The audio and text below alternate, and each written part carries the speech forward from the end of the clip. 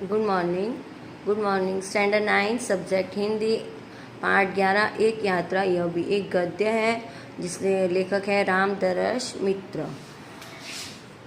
मैं अभी ये चैप्टर आपको एक्सप्लेन करवाऊंगी, ठीक है। प्रस्तुत कहानी एक रिक्शावाले से संबंधित है। शिक्षित रिक्शावाले के पास इंसानियत से भरा हुआ दिल है। वह संकट में पड़ी हुई एक युवती से विवाह कर लेता है। स्त्रियों के प्रति रिक्शावाले युवक का मानवीय दृष्टिकोण, उसके रिक्शे में सवारी करने वाले प्रतिपत्नी, उसकी आत्मीयता हमारा दिल छू लेते हैं। लेखक अपनी पत्नी के साथ ग्वालियर में एक डॉक्टर से मिलने आया था। स्टेशन पर उतरते ही कई ऑटो वाले उसके पीछे पड़ गए। उनमें से एक ऑटो वाले की आवाज़ ने लेखक को आकर्षित किया। उसके ऑटो पर बैठकर वह डॉक्टर के क्लिनिक पहुंचा तो पता चला कि डॉक्टर ने क्लिनिक की जगह बदल दी थी। उस ऑटो पर सवार होकर लेखक डॉक्टर की नई जगह पहुंचा। ऑटो वाला बाहर उसका इंतज़ार कर रहा था। 1 घंटे बाद लेखक बाहर आया तो अपना इंतज़ार करते ऑटो वाले को देखकर उसे आश्चर्य हुआ। उसे लगा कि यह ऑटो वाला दूसरे ऑटो वालों से कुछ अलग है। ऑटो वाले ने अपना नाम मोहन बताया। उसने लेखक को अपना फ़ोन नंबर दिया। लेखक एक होटल में ठहरा था। दूसरे दिन उसे शहर में घूमना था। मोहन होटल पर आया तो लेखक ने उसे चाय पीने के लिए अपने कमरे में बुला लिया। बातचीत में मोहन लेखक को बाबूजी और उसकी पत्नी को अम्मा कहकर संबोधित करता था।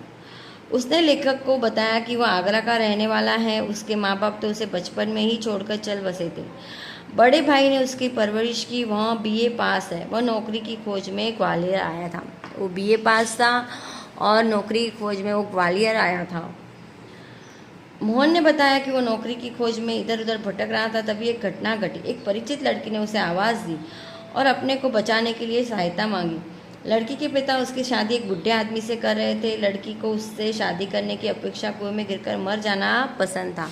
उस लड़की की शादी एक बुढ़े इंसान से करना चाहते थे जो उसको पसंद नहीं था। उसके कारण वो कुएं में मर जाना पसंद था उसे। मोहन लड़की को लेकर पुलिस स्टेशन गया और थानेदार को सारी बात बताई। उसने मोहन से कहा, तुम इससे शादी क्यों नहीं कर लेते? लड़की मोहन से शादी करने को तैयार थी। मोहन की भाभी उसकी शादी अपनी बहन से कराना चाहती थी। भाई का भी नाराज़ होने का डर था। लड़की के माँ बाप भी उसे अपनी लड़की भगा ले जाने का केस कर सकते थे। थानेदार ने लड़की को कुछ दिन तक नारी निकेतन में रखवा दिया। लड़की से माँ बाप के खिलाफ शिकायत रखवा कर रख ली। 15 दिन बाद उसने लड़की से मोहन की शादी करवा दी। मोहन ने लेखक को बताया कि उसने भाई भाभी की मर्जी के विरुद्ध शादी की थी और लड़की भी दूसरे जाति की थी, इसलिए भाई ने उसे घर से निकाल दिया। अब आगरा में उनका रहना मुश्किल था, इसलिए वह ग्वालियर आ गया था। इसलिए वह पत्नी के साथ ग्वालियर आ गया। यहाँ कोई नौकरी न मिलने पर उसने ऑटो चलाना शुरू कर दिया। लेखक ने मोहन की प्रशंसा करते हुए, वास्तव में तुम बहुत बड़े हो मोहन। बड़े बड़े लोग तो नारी हित में बड़े बड़े लेक्चर देते हैं, लेख कविताएं लिखते रहते हैं, किंतु उसे अपने व्यवहार में नहीं लिखते। लेकिन तुमने तो बहुत सहज भाव से एक लड़की को दुर्दशाग्रस्त होने से बचा लिया और अपने जीवन के साथ उसे सम्मानपूर्वक जोड़ लिया। वापसी में मोहन लेखक दंपति को स्टेशन पहुंचाने आया। लेखक ने उसे 500 रुपये का नोट देना चाहा।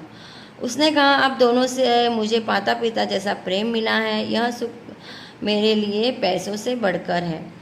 मोहन ने लेखक से प्रार्थना की, जब कभी मैं ग्वालियर आऊँगा तब मैं अवश्य आपको बुलाऊंगा। इस पर लेखक ने कहा कि यदि वह 500 रुपये लेना स्वीकार कर तो ही वह उसका आग्रह मानेंगे। किसने कहा? लेखक ने।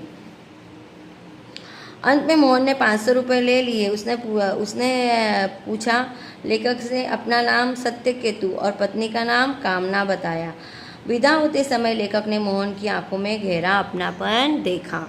ये चैप्टर आपका यहाँ पे कंप्लीट होता है। इसके क्वेश्चन आंसर, वन वर्ड के आंसर और एक एक वाक्य के आंसर आपको लिखने हैं, ठीक है। चलो, थैंक यू।